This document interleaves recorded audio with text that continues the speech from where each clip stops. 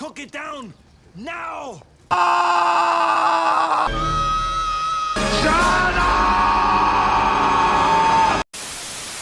Welcome, fellow castigators. We've approached the holidays. Some say it's a time of joy, cheer, perhaps love, but not everyone is able to be happy about it. You might have depression, which, no matter what Andrew Tate might say, is not a phase of just being really sad. Clinical depression is a real medical diagnosis that is often a result of both mental and physical impairments. For instance, it could start with external trauma so intense that the mind defaults to sadness as the normal state. Then, you could suffer from low serotonin count or have troubles creating endorphins, making you biologically bad at being happy.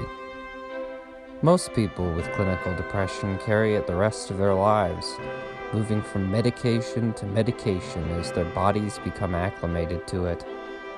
The end result can be terrible things like getting dementia and killing yourself. Medication can help, but it is not to be used as a crutch. That is why therapy is often the best option. If you want to fight intense emotion, it must be fought with the same thing, and will most likely take years of various revelations. Even if you do achieve some level of healing, it's likely you'll still be at least a little bit haunted for the rest of your life. Which brings us to Christmas.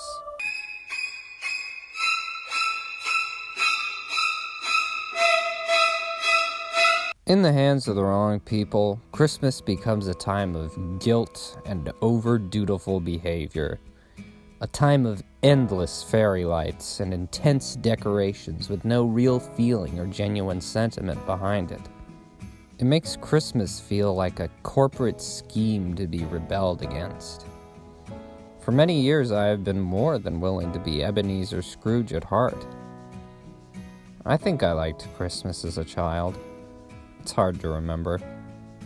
It was around 13 or 14 that I began to harden against it.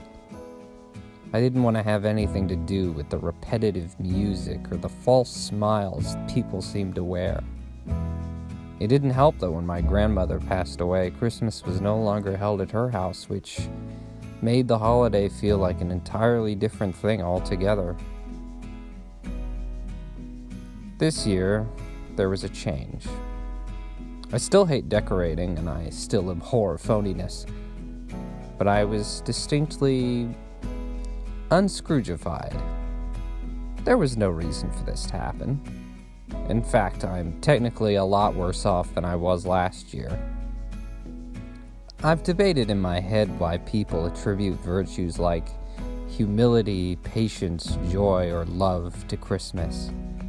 I've debated why it has become so insincere and seemingly lost a spirit that it once had. Well, the answer is in the name Christmas itself. You see, in the Christian Bible, these virtues are laid out clearly. For example, in Ephesians 4, the very things that are attributed to Christmas are the same things that Christians are supposed to be year-round. So if you've been looking inward for meaning in life, and all you've found are your own instinctive, selfish ambitions, then there is a reason to be kind to people, and there's a higher purpose for it. And if you're struggling through Christmas with depression, difficult family members, loneliness, or all of the above, then look no further than the origins of Christmas to reignite your lost spirit. In Matthew 22, Jesus is asked what the most important commandment is, and he answers, love.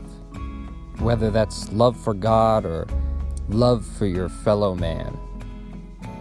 So if you're someone who is rejecting victimhood, or narcissism, or anything that modernity presents, if you believe in love,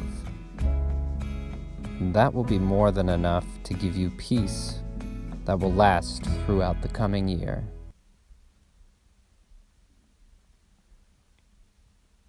Also, watch Muppet Christmas Carol. I mean, that always makes me feel a lot better.